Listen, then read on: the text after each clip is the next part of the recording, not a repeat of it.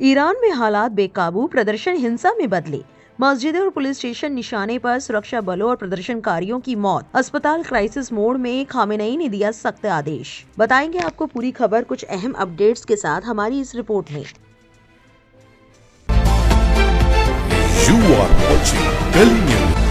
Iran में जारी विरोध प्रदर्शनों के बीच ईरानी अधिकारियों ने प्रदर्शनकारियों को लेकर एक साथ सख्त चेतावनियां जारी की हैं। इसी बीच 2 अस्पतालों में काम करने वाले एक डॉक्टर और एक मेडिकल कर्मी ने बीबीसी को बताया कि उनके अस्पताल घायलों से भर चुके हैं। एक डॉक्टर ने कहा कि तेहरान के एक आंखों का अस्पताल क्राइसिस मोड में है। वहीं दूसरे अस्पताल के एक मेडिकल कर्मी का संदेश बीबीसी को मिला है। इसमें कहा गया है कि मरीजों की भारी संख्या है, उनका इलाज करने के लिए सर्जनों की संख्या पर्याप्त नहीं है। शुक्रवार को अमेरिकी राष्ट्रपति डोनाल्ड ट्रंप ने कहा था कि ईरान बड़ी मुसीबत में है। उन्होंने चेतावनी दी कि बेहतर है कि वे गोली चलाना शुरू ना करें, क्योंकि अगर उन्होंने ऐसा किया तो हम भी गोली चलाएंगे। ईरान ने संयुक्त राष्ट्र सुरक्षा परिषद को लिखे एक पत्र में अमेरिका पर आरोप लगाया और विरोध प्रदर्शनों को हिंसक और देश को अस्थिर करने वाली कार्रवाई बताया है। ईरान ने कहा है कि ये प्रदर्शन व्यापक तोड़फोड़ वाली कार्रवाइयों में बदल गए हैं। इस बीच अंतर्राष्ट्रीय नेताओं ने शांतिपूर्ण प्रदर्शन के अधिकार की रक्षा किए जाने की अपील की है। सरकार विरोधी प्रदर्शन दर्जनों शहरों में हुए हैं। 2 मानवाधिकार संगठनों के मुताबिक अब तक कम से कम 50 प्रदर्शनकारियों की मौत हो चुकी है। बीबीसी और ज्यादातर अंतर्राष्ट्रीय समाचार संगठनों को ईरान के भीतर रिपोर्टिंग की इजाजत नहीं है। इसके अलावा गुरुवार शाम से देश में लगभग पूरी तरह इंटरनेट बंद है, जिससे जानकारी जुटाना और उसकी पुष्टि करना बेहद मुश्किल हो गया है। ईरान के एक डॉक्टर ने शुक्रवार रात स्टारलिंक सैटेलाइट इंटरनेट के जरिए बीबीसी से संपर्क किया था। उन्होंने बताया कि तेहरान का प्रमुख आई हॉस्पिटल फराबी में इमरजेंसी सर्विस काफी दबाव में है। बताया गया कि यहाँ गैर जरूरी भर्ती और सर्जरी रोक दी गई है।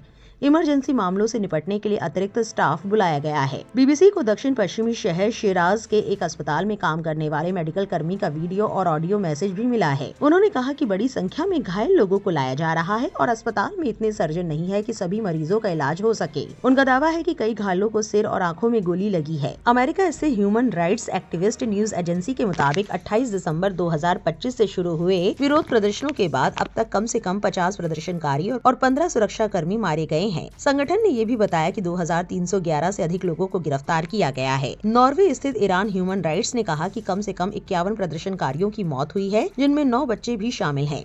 बीबीसी फारसी ने इनमें से 26 लोगों की मौतों की पुष्टि की है। इनमें से 5 बच्चे हैं। संयुक्त राष्ट्र महासचिव के प्रवक्ता स्टेफान दुजारिक ने कहा कि संयुक्त राष्ट्र को जानमाल के नुकसान से गहरी चिंता है। उन्होंने कहा, दुनिया में कहीं भी लोगों को शांतिपूर्ण तरीके से प्रदर्शन करने का अधिकार है और सरकारों की जिम्मेदारी है कि वे इस अधिकार की रक्षा करें और ये सुनिश्चित करें कि इसका सम्मान हो। फ्रांस के राष्ट्रपति इमैनुएल मैक्रों, ब्रिटेन के प्रधानमंत्री सर कियर स्टारमर और जर्मनी के चांसलर फ्रेडरिक मर्ज ने एक संयुक्त बयान जारी कर कहा, ईरानी अधिकारियों की जिम्मेदारी है कि वे अपने नागरिकों की रक्षा करें और बिना किसी डर के अभिव्यक्ति की स्वतंत्रता और शांतिपूर्ण सभा की इजाजत दे। ईरान के सर्वोच्च नेता आयतुल्लाह अली खामेनेई ने शुक्रवार को टीवी संबोधन में कड़ा रुख अपनाया। उन्होंने कहा, इस्लामिक रिपब्लिक लाखों सम्मानित लोगों के खून से सत्ता में आई है और जो लोग इसे नकारते हैं उनके सम्मान में ये पीछे नहीं हटेगी। बाद में समर्थकों की एक सभा में दिए गए भाषण में खामेनेई ने दोहराया कि ईरान विनाशकारी तत्वों से निपटने में बिल्कुल नहीं हिचकिचाएगा। इसके उलट ईरान के आखिरी शाह के बेटे रजा पहलवी ने शुक्रवार के विरोध प्रदर्शनों को शानदार बताया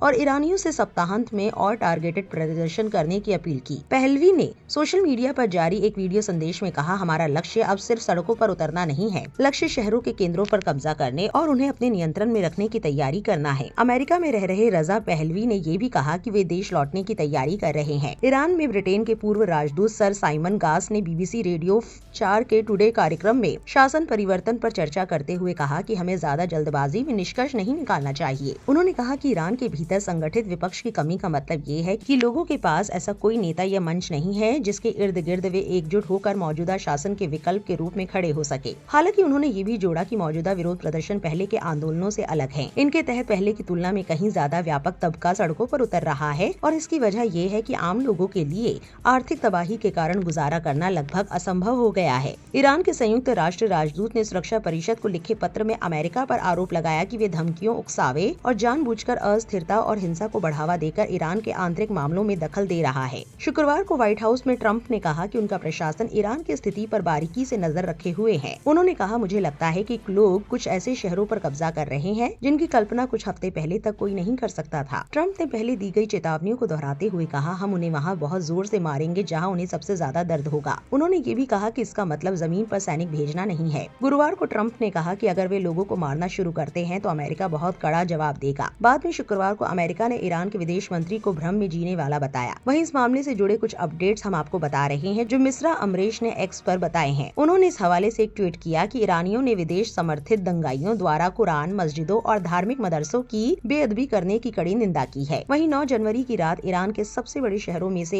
एक और महत्वपूर्ण धार्मिक गढ़ मशहद में बड़े पैमाने पर विरोध प्रदर्शन भड़क उठे। शिया सिंबल्स को खास निशाना बनाया गया, जिससे ये साबित होता है कि कई जगह अब आर्थिक मांगे आदि मुद्दे नहीं रह गए हैं। CIA, मोसाद, रिजिम चेंज और ईरान के धार्मिक अस्तित्व पर सवाल उठा रहे हैं। वहीं उन्होंने एक और ट्वीट कर जानकारी दी कि 9 जनवरी की रात प्रदर्शनकारियों ने तेहरान के पुलिस स्टेशन नंबर 144 पर धावा बोल दिया और उसे जला दिया।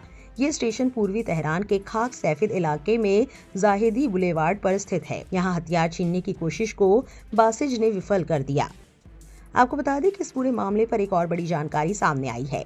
ईरान ने बताया है कि हाल की अशांति के दौरान खुजिस्तान के शिश्तर शहर में सुरक्षा बलों के 2 जवान मारे गए। इसके अलावा ईरान के मुताबिक करमान शाह में अलगाववादी समूहों के साथ हुई झड़पों में रिवोल्यूशनरी गार्ड के 8 जवानों की मौत हुई है। ये सभी हताहत 9 जनवरी की रात हुई मुठभेड़ों के दौरान हुए। वहीं एक वीडियो शेयर करते हुए मिस्रा अमरीश ने एक्स पर लिखा, ईरान के सरकारी चैनल IRIB ने एक वीडियो साझा किया है जिसमें दिखाया गया है कि कैरमान प्रांत के कैरमान शहर की अल जहरा मस्जिद को दंगाइयों ने भारी नुकसान पहुंचाया।